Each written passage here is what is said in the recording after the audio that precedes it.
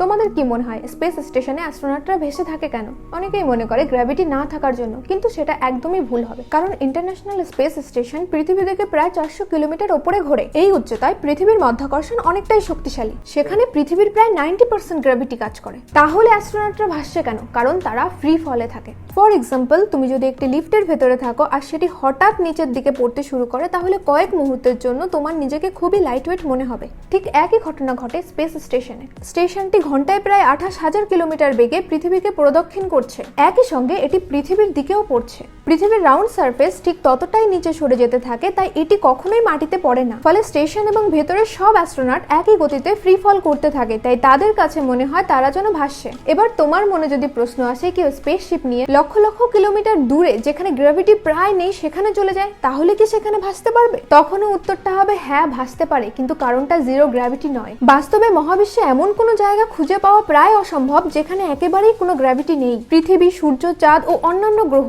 এমনকি পুরো গ্যালাক্সিও গ্র্যাভিটি সৃষ্টি করে। শুধু দূরে গেলেই সেই টান অনেক দুর্বল হয়ে যায়। তাহলে তারা ভাসবে কেন? এর কারণ হলো, যদি স্পেসশিপটির ইঞ্জিন বন্ধ থাকে এবং সেটি কোনো কিছুর দ্বারা অ্যাক্সেলারেট না হয়, তাহলে নিউটনের প্রথম সূত্র অনুযায়ী স্পেসশিপ এবং তার ভেতরের অ্যাস্ট্রোনট একই বেগে একসঙ্গে চলতে থাকবে এবং তাদের ওপর কোনো সাপোর্ট ফোর্স কাজ করবে না। ফলে তারা পরস্পরের তুলনায় ওজনহীন মনে হবে এবং স্পেসশিপের ভেতর ভেসে বেড়াবে। কিন্তু একই জায়গা থেকে যদি স্টারশিপের ইঞ্জিন চালু হয় এবং এটি সামনের দিকে চলতে শুরু করে, তখন স্পেসশিপটি অ্যাস্ট্রোনটদের তুলনায় সামনের দিকে এগিয়ে যাবে। ফলে অ্যাস্ট্রোনটদের মনে হবে তারা পেছনের দেওয়ালের দিকে চেপে আছে এবং তখন তারা এক আর্টিফিশিয়াল ওয়েট ফিল করবে। তাই স্পেসে ভেসে থাকার আসল কারণ জিরো গ্র্যাভিটি নয়, বরং গ্র্যাভিটি আর ইনারশিয়ার মিলিত প্রভাবে সৃষ্টি হওয়া কন্টিনিউয়াস ফ্রি ফল।